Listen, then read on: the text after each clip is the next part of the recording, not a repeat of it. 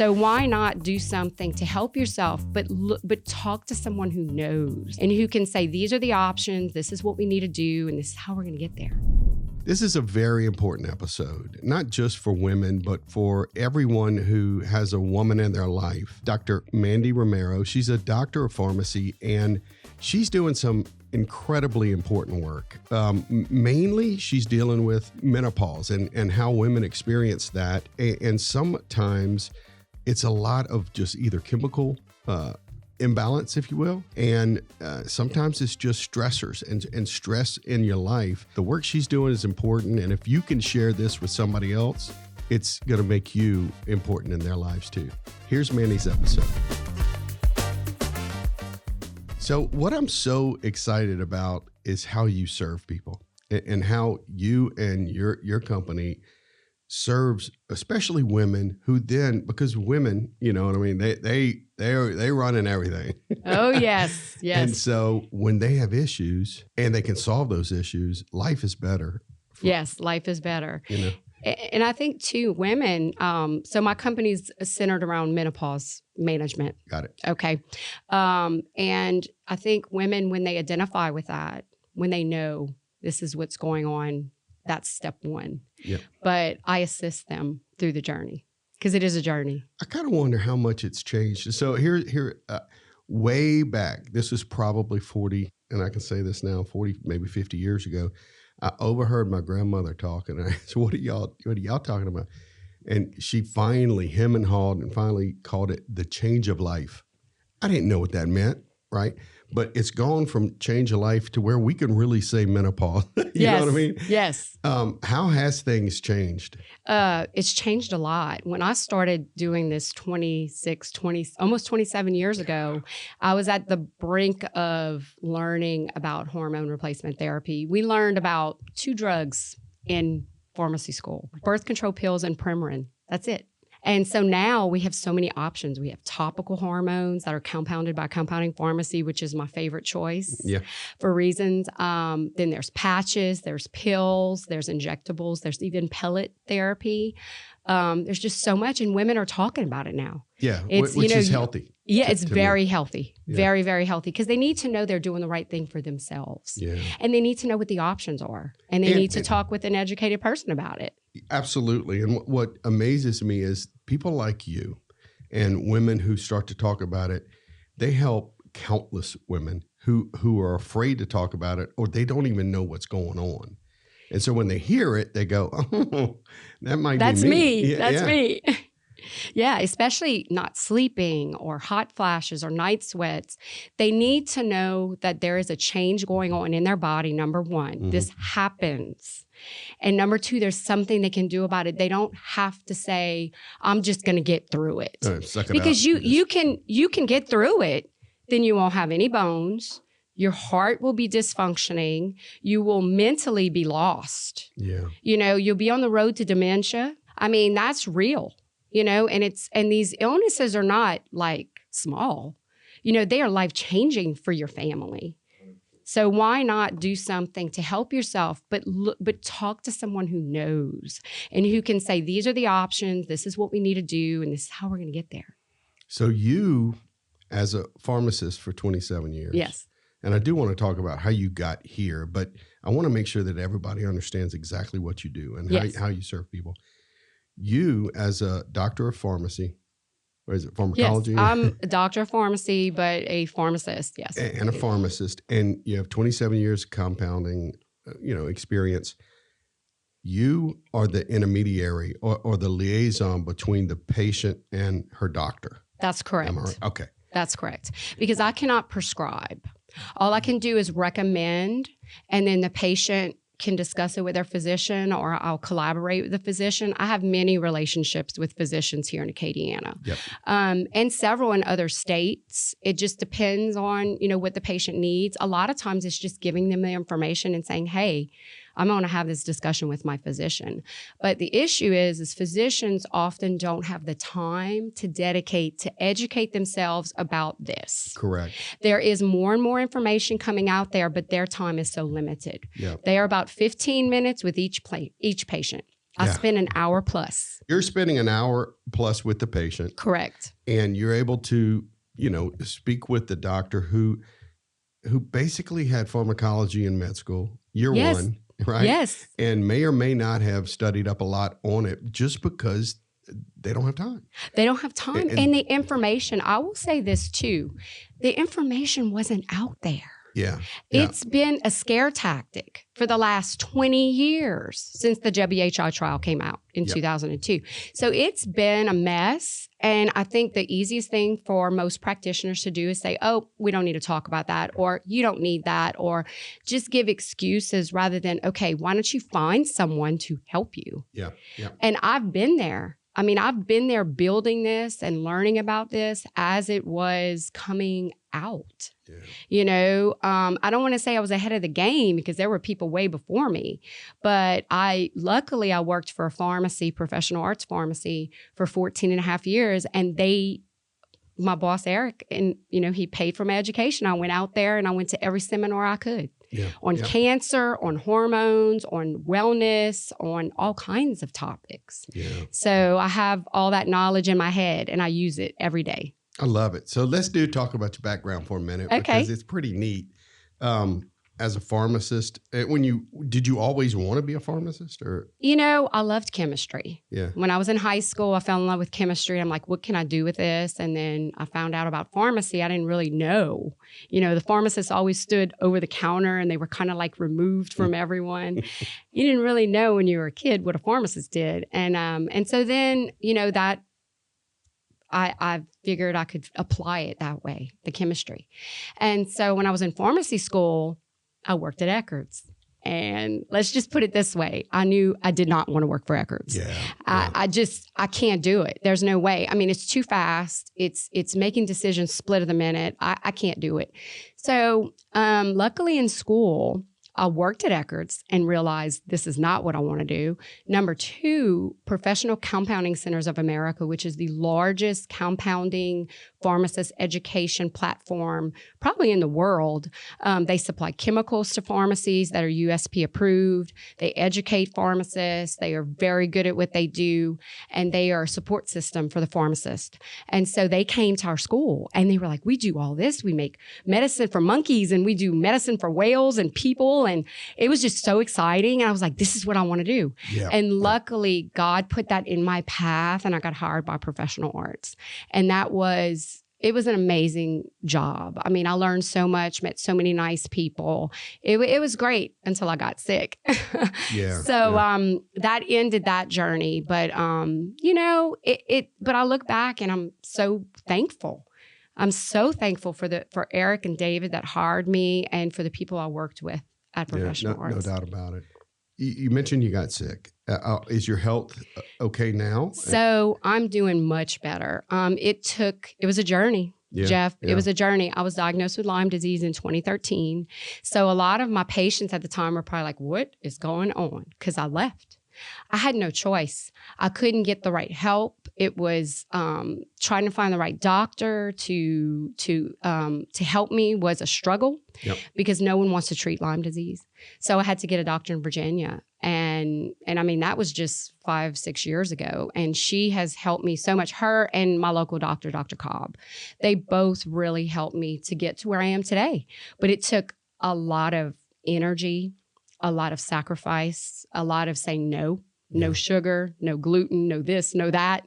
It really took a lot. And I apply that in my work every day because these women need to know what they need to do to get better. Yeah, and it's not Lyme disease necessarily. Yeah, but often diet goes into it. And I'm glad to hear that you've learned some about Lyme disease because I had a friend that suffered with it too. And we're talking years. Yes. Years. Yes. And he just wasn't right. It will take you down a path that you don't want to go down. Yeah. Especially because there's no one to help you. That's the problem. You think, oh, maybe I don't have this, but you do, and you have to find the right people. Yeah. The right team of doctors and practitioners to help you through it. So that is rough. But, when you look back on it, and I'm big on this, always, in the moment, things are insanely hard. It doesn't feel like it's fair, Right. the world's against you or whatever. But don't you feel like you had to go through that to get where you are right now? I'm so glad you asked that question because for a long time, I was upset. I was angry. I was frustrated. I'm like, I had an amazing career and I gave it up. And then I felt terrible for my clients, but then I realized on the other side, I overcame this. And that will help me with my patients to tell them when this is hard, they can overcome it too. Yeah. Yeah. And stress is a huge part to that. Huge. Really, what's kind of next for your company and you? So I made lemonade out of lemons. So I have the company, right? And it's very boutique. It's very small. It's word of mouth. I don't really advertise. But I do see patients face to face, or if they want, phone or whatever. But most of them are face to face in my office.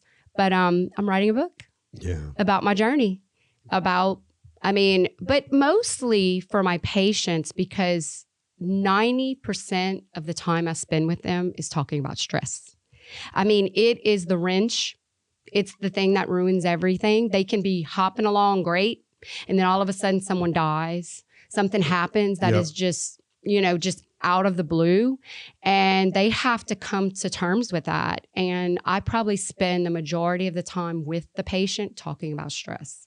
So let me ask you though, when you're meeting with somebody or talking or getting to know, is that more of a diagnostic thing that you said, I think you're dealing with stress, or do they say, you know what, I'm so stressed out, I can't even see straight? A lot of times they tell me. It's crazy. It's crazy because, and I meant to look up the statistic, but the majority of people, when they go to the doctor, it was triggered by stress. Yeah. Even if they're sick. Because your immune system goes down.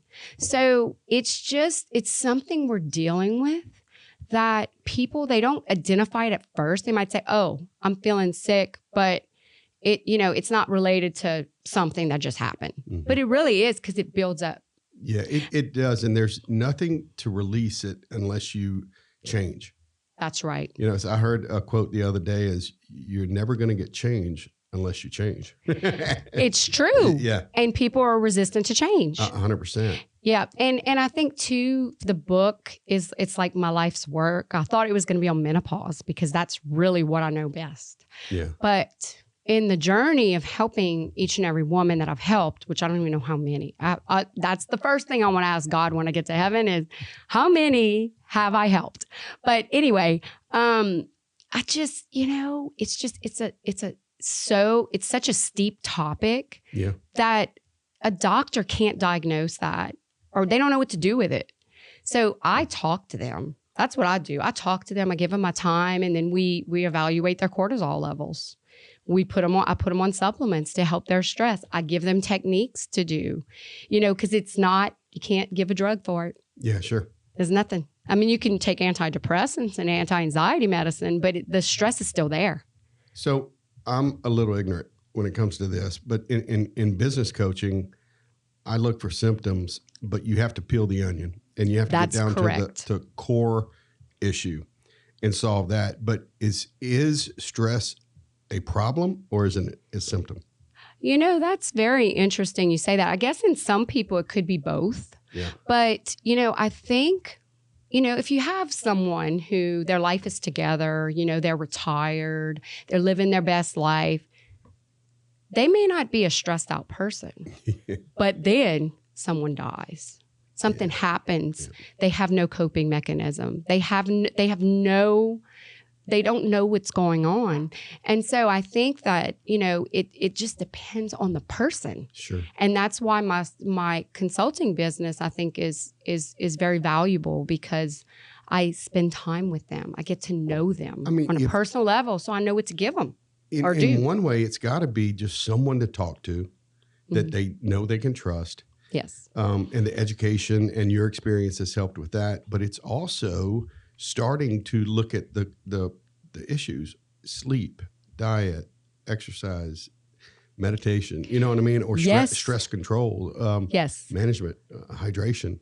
I would imagine, though, it's a lot of those things plus the external things that they can't control, but but may trigger something. I mean, am I on? Very interesting you say that. The environment. Yeah. We don't realize chemicals, toxins, the stuff we're exposed to. You want to talk about that? Yeah. I mean, okay. I was reading an article today about mercury fillings. I mean, I've been knowing for years that mercury fillings are not good, and they still have not removed this from the market. And people get them all the time.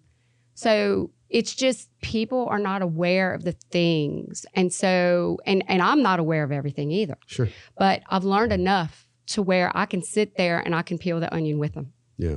To get to the core. Because sometimes it's emotional things that hormones aren't going to solve that. But just talking to them and helping them understand, let's do this to help you feel more stable. Yeah. Sometimes that helps them. It's funny because I listed off all those things and I forgot about hormones, which is a big thing. It is. So it's what you deal with. It is. It's amazing. And I still think, so when you get up to heaven and you ask God and he tells you how many people you've helped, I think you're going to find that not only did you help the women you met with, but the ripple effect in their families, their spouses, their coworkers, their community. I'm telling you, it's important work that you're doing, and I love that you're writing a book. Thank you.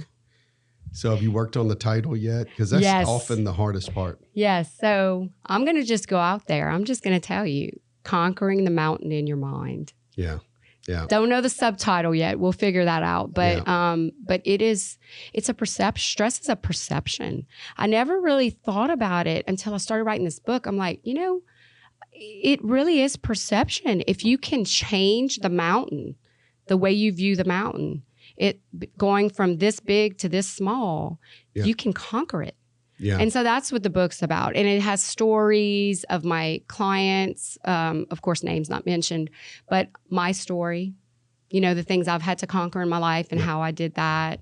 But also the science of stress and what you need to worry about, what you need to test for, what you need to what are the climber's tools to climb the mountain? Oh my goodness. I love that. Yes. The climber's toolbox. Yeah. Yeah. And it's just like the hormone toolbox, there's all these things. I mean, it's not just about estrogen, progesterone, testosterone. I mean, I can give that to anybody. Yeah, sure. But if you don't have the right supplements and the right, exercise, the right diet, the right things, unfortunately, as you get older, you have more to do. Yeah. You just have more to do. And that's what's hard because a lot of people haven't had to try. Yeah. But when you reach midlife, you have to try. So you talked about kind of how a mountain might look. So you have a perspective. If you're at the foot of the mountain, it's imposing and it's huge. And you go, I don't know how I'm going to do it. But boy, you have a totally different perspective when you reach the top and you're looking out and you see the clouds in the skies. Yes. That's huge. I love the analogy. I love the climber or hiker or whatever it is. Climber's toolkit. Climber's toolkit. And look, I'm not a climber. I went to Oregon this past summer, and Oregon is beautiful, and there's mountains everywhere. And we didn't climb a huge mountain, but we climbed Crater Lake, and that was my inspiration. It's like it all started coming together because I knew the book was going to be on stress, but I didn't know how to get the message across because people that are stressed cannot read a book on stress. Oh, yeah. Think about it. You're stressed out and you're like, what do I need to do? And then you start reading all this science and you're like, what do I do with that? But yet, if I write it in a way that people can really understand and take it down a notch, simple. So is it kind of more like a reference guide or is it a step one to done? It's going to be, it's still not, it's 90% written. Mm-hmm. It's just, I'm still developing it, but I'm trying to figure out what's the best way, honestly.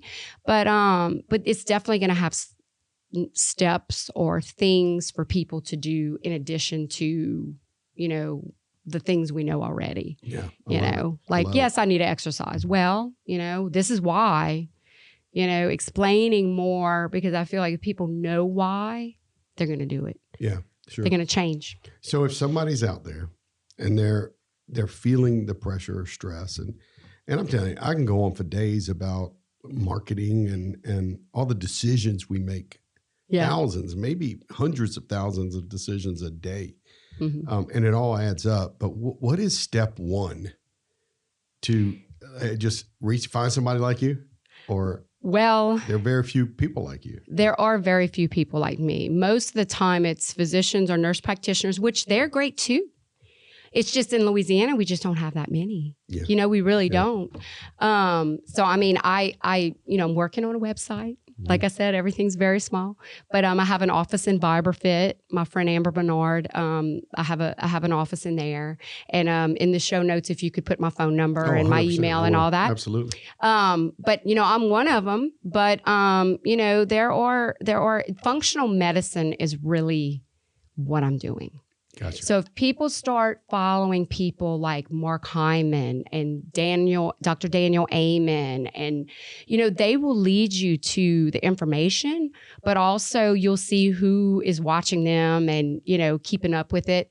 But I'm a pharmacist. So there's not many pharmacists that are doing what I do. There are around the country. If they work for a compounding pharmacy, a lot of compounding pharmacies have pharmacists educated in bioidentical hormone replacement or even just hormone replacement. We have learned a lot. Yeah, I love that. And again, I think the work you're doing is so important. Going from, I like the business side of things. Of course. So going from the corporate world to out on your own as a consultant, liaison with physicians, how's things changed for your lifestyle? You liking this? I really like it because I have a son that plays collegiate lacrosse. Mm-hmm. So he's got games during the week. So it's nice. I can, take care of my work at home, what my husband needs me to do and my work at, with Restore. And then I can go and see about my family. Yeah. I'm not nailed down to the pharmacy. And the thing is physically, like mentally, I'm so much better, like with Lyme disease. But it has affected my body. And so to stand at the counter for 10 to 12 hours, it ain't happening. I can't do it. Yeah. I can't do it. So my lifestyle, this blessing, even though this illness happened, it is a blessing because I'm able to spend time with my 3 children. I can see about their needs. I'm not nailed down to a place, and I can still help people. Yeah, you help people and you can give them the time they really, really need. It's exactly true because let me tell you, when I was at Professional Arts, I was seeing 4 and 5 patients a day, an hour each. Yeah. I was exhausted. And then I was taking call for hospice, and that was even more stressful. And look. You may know a little bit about stress. A little. It's ultimately which would cost me my career at Professional Arts. It was too much. My husband was traveling. My children were little. I was taking call. I did everything I could to try to, minimize the stress, but I just couldn't. Yeah. And then when you talk to women, it is draining, but I love it. Yeah. You know what I mean? I love it. I pour myself into it, and I'm so happy to help them. Like our guest just mentioned, chaos has a way of creeping up in our business, and it's confusing. It causes delay, and it's really, really expensive. I want to invite you to take our Erase the Chaos business assessment. It takes about 10 minutes to take. You'll get a free PDF report, and you'll have the tools you need to grow without chaos. Now, back to the episode. What does success look like for them? Let's talk about their lives and their lifestyle. How are the changes impacting their lifestyle? So a lot of women don't sleep. Yeah. They don't even understand that they need to get 7 to 9 hours of sleep. Okay. They're like, oh no, I can function on 5. I'm like, yeah, you did that for 20 years and look where you are now. I don't tell them that, but it's true. And so look, I have a few patients that have sleep issues, and I'm still working on that because it's way deeper. Yep. Metabolic health, blood sugar, insulin, the whole thing. It's more about that probably. But they sleep. They don't have hot flashes. They don't have night sweats. Now, look, I will say this. It's not perfect. And they need to understand why it's not.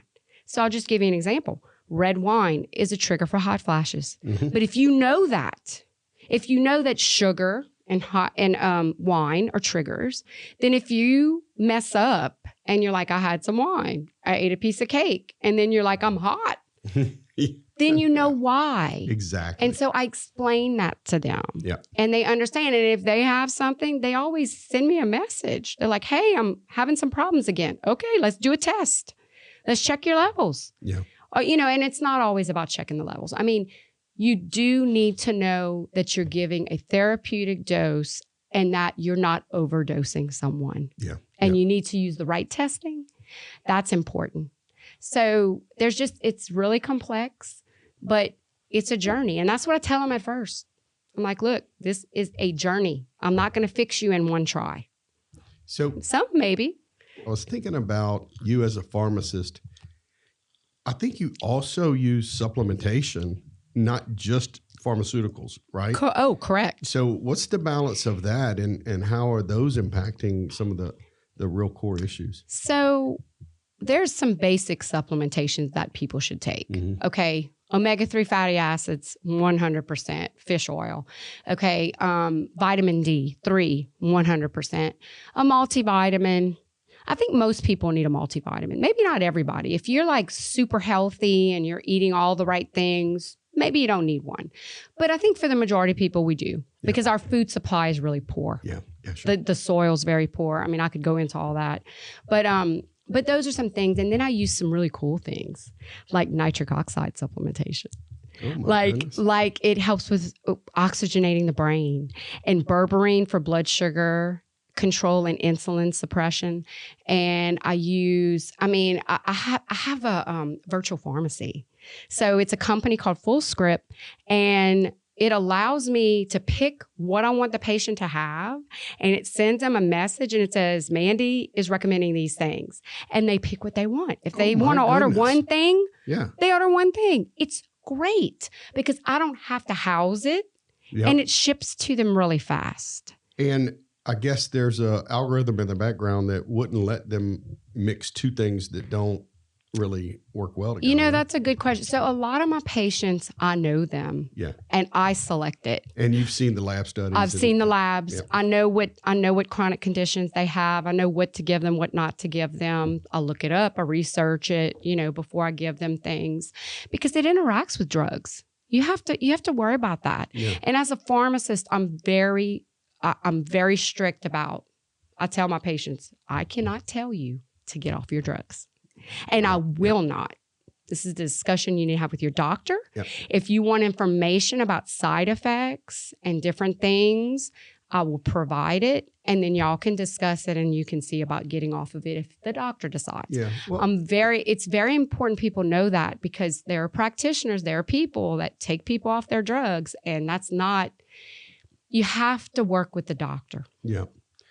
What I love, and the thing that's hitting me about this is, you are an advocate, you are a liaison, but you provide a different perspective, not only for the patient, but for the doctor as well. Yes. And you know what? 9 out of 10, 99 out of 100, only talk with the doctor. So what you're doing is critically important, I think, especially for women. What would you tell your best friend or your sister if they were going through issues? What would you tell them to do? Like step one, just step one, not the whole series. Step one is, I would say, talk to your doctor first. Mm-hmm. See what they say about, because you have to have a relationship with a doctor. Okay. We all need that. It's important. If the doctor's really not giving you any direction, or you're questioning, or you have concerns about what they're saying, I can help you, okay? But most of the time, if the woman knows it's menopause and they call me, I'll say, okay, are you on any hormones? Yes or no? Have you had your levels checked? The answer is normally no. Yeah. Step one. But they have to have a physician. I have to work with a physician because all of these things are prescription. Yeah. Okay? So step one really is trying to get that relationship with a physician and asking them to work with me so that I can help them and assist them.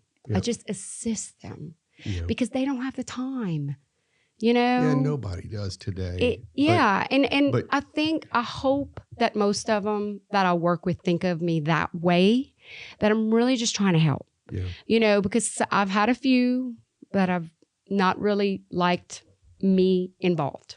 And I respect that. It's Talking fine. about physicians. Yes. Yeah, got it. And it's fine. Yep. If the patient and the doctor, if we can't get on the same page, I tell the patient, listen, I'm sorry, but I can help you with the supplements. I can help you with this, but I cannot help you with that. Yeah. And that's kind of how we have to play the game. You know, we just have to leave it like that. And it's okay. Yeah. You know, because they have prescribing authority, and I respect that. I appreciate you coming in. I appreciate you sharing this with us. And I'm going to tell you, I will stay by this. What you're doing is very, very important. You're bringing balance back to people's lives and giving them lives back in some cases. So Thank you, Jeff. I really do. And it is very hard sometimes because I'm kind of out there by myself. Yeah. But the patients, when they come to me and they feel better and they're not scared, because that's the whole thing. They're scared. Mm. They don't know what to do. Yeah. Okay. Yeah. So thank you for confirming that for me, because it is really hard, but I really enjoy what I do. So thank you. Thank you for having me on. Hey, thanks so much for tuning in to Lead, Grow, Live. I really enjoyed this episode. And as you can hear throughout the whole thing, I said it's so important. What she's doing is so important. We have everything that you need in the show notes, how you can reach out to her, as well as some of the folks she mentioned that have helped her along the way. Look, if you or somebody you know would be a great guest on Lead, Grow, Live, I want you to reach out to me at jeff@companygrowthacademy.com. And don't forget to like and subscribe so you never miss an episode. And this is just a reminder to lead your people, grow your company, but live your life.